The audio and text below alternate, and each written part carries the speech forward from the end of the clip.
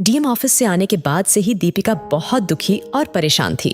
वे आईने के सामने खड़ी होकर अपने ढलते यौवन और मुरझाए सौंदर्य को देखकर बेतहाशा रोए जा रही थी। ऐसा लग रहा था मानो आईने से कह रही हो कि तुम भी लोगों की तरह झूठे हो। आज तक मुझे सिर्फ झूठ दिखाते रहे, कभी सच देखने ही नहीं दिया। उसने रात का खाना भी नहीं खाया। पति और दोनों बच्चे खाना खाकर सो चुके थे, लेकिन उसे नींद नहीं आ रही थी। दीपिका की शादी को 15 वर्ष हो चुके थे। पति और दोनों बच्चों के साथ उसका जीवन अब तक सुखपूर्वक ही व्यतीत हुआ था। जी भरकर रो लेने के बाद वह अपने बेडरूम में आई। वहां उसने सोए हुए अपने पति को गौर से देखा। आज पहली बार उसका पति उसे बदसूरत दिख रहा था। दीप की बेचैनी बढ़ती जा रही थी। रुद्र यही नाम था उसका, जिसे आज डीएम चैम्बर में देखने के बाद से दीपिका को सिर्फ सच दिख रहा था। एक समय था जब दीपिका रुद्र से बेइंतहा मोहब्बत करती थी। रुद्र से उसकी पहली मुलाकात आज से करीब 18 साल पहले कॉलेज में हुई थी। मुस्कुराता चेहरा, गठीला बदन, शरारती आंखें, कॉलेज की लड़कियों उसे सलमान कहकर पुकारती थीं। उसे देखते ही दीपिका को पहली नजर वाला प्यार हो गया था। यूं तो कॉलेज की सभी लड़कियां अपने सलमान की ऐश्वर्या बनने की कोशिश में लगी हुई थी, लेकिन दीपिका बाजी मार गई।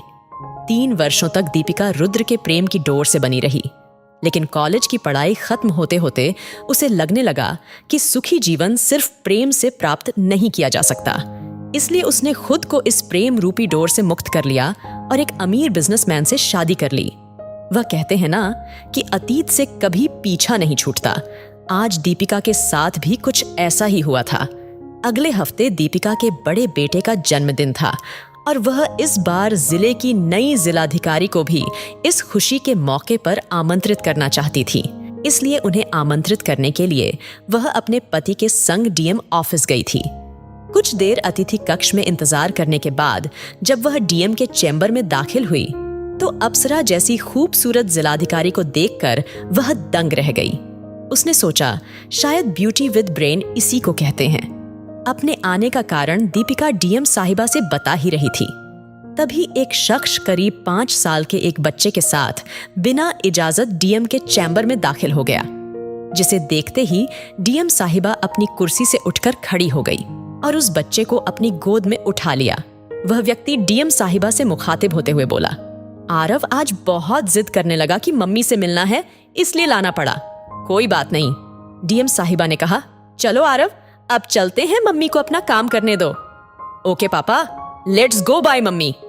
यह कहते हुए वह बच्चा उस व्यक्ति के साथ वहां से चला गया। उस शख्स को, बच्चे को और डीएम साहिबा को देखने के बाद दीपिका के दिमाग ने काम करना लगभग बंद कर दिया था। वह शख्स और कोई नहीं बल्कि रुद्र था।